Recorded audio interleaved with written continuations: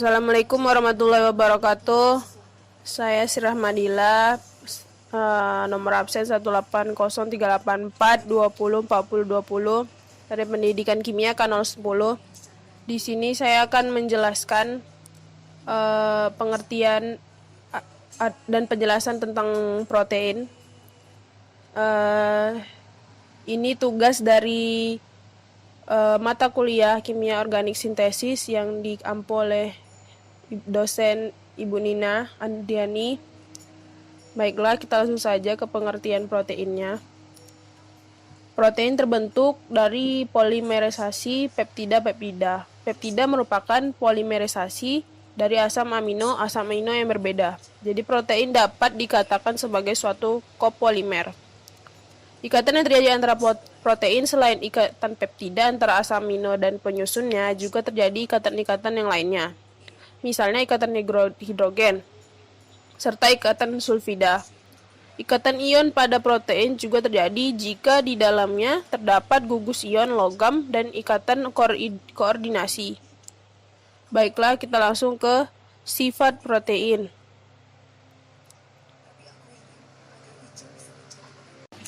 Sifat protein di sini yang pertama ialah sukar larut dalam air karena ukuran molekulnya yang sangat besar, dapat mengalami koagulasi oleh pemanasan dan penambahan asam atau basa. Bersifat amfoter karena membentuk ion Zwitter. 4. Dapat mengalami kerusakan akibat pemanasan. Baiklah, langsung kita ke struktur protein. Struktur protein yaitu ada 4. Yang pertama struktur primer. Struktur primer merupakan ikatan-ikatan peptida dari asam amino pembentuk protein tersebut. Yang kedua, struktur sekunder terbentuk dari ikatan hidrogen yang terjadi antara gugus-gugus amina dengan atom hidrogen pada rantai samping asam amino sehingga membentuk lipatan-lipatan. Yang ketiga, struktur tersier. Interaksi struktur sekunder yang satu dengan struktur sekunder yang lain melalui ikatan hidrogen, ikatan ion ataupun ikatan disulfida. Yang keempat, struktur quaterner.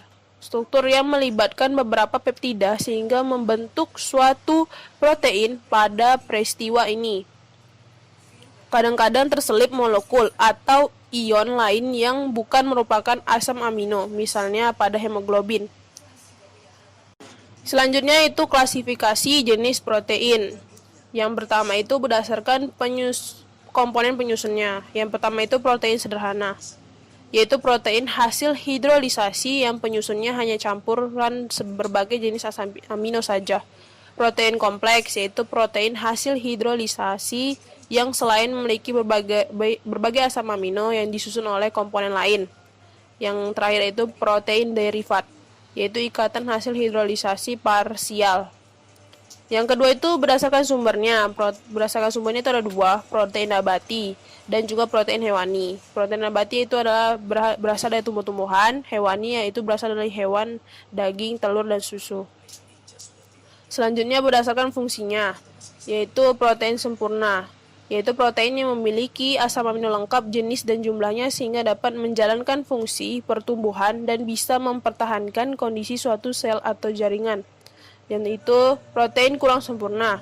Protein kurang sempurna itu protein yang memiliki asam amino lengkap tapi dalam jumlah sedikit sehingga tidak bisa menjalankan fungsi pertumbuhan namun tetap mampu mempertahankan kondisi optimal suatu sel atau jaringan.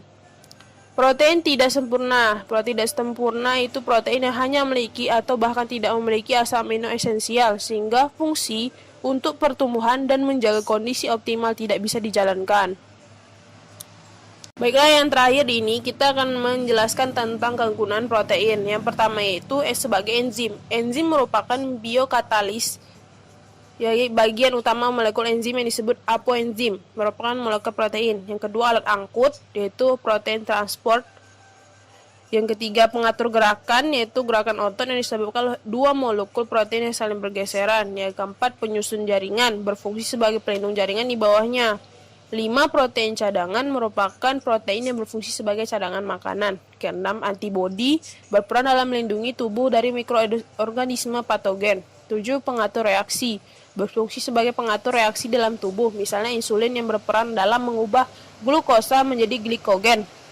Yang ke-8, pengendali pertumbuhan, bekerja sebagai penerima reseptor yang dapat memengaruhi fungsi bagian-bagian DNA. Baiklah, itu adalah penjelasan tentang protein yang dari pengertian, sifat protein, struktur protein, klasifikasi, dan juga kegunaan. Maaf bila ada kesalahan kata atau dalam pengucapan ada kekurangan. Baiklah, sekian dari penjelasan saya. Saya Sri Rahmadillah. Wassalamualaikum warahmatullahi wabarakatuh.